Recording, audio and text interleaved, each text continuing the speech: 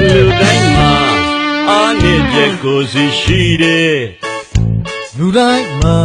အပြစ်တစ်ခုတော့ရှိမှာပဲ ဒါတွေကိုကြည်ပြီးတော့အပြစ်တင်အောင်မလား သင်အတွက်မှာဘယ်လိုကြိုးတူရှိမှာလဲ လူဆိုတာဒီငြိမ်မှုမရှိကြပါတစ်ခါပြန်မှမမျော်လင့်ပဲမှာတတ်တယ်အားလုံးဟာ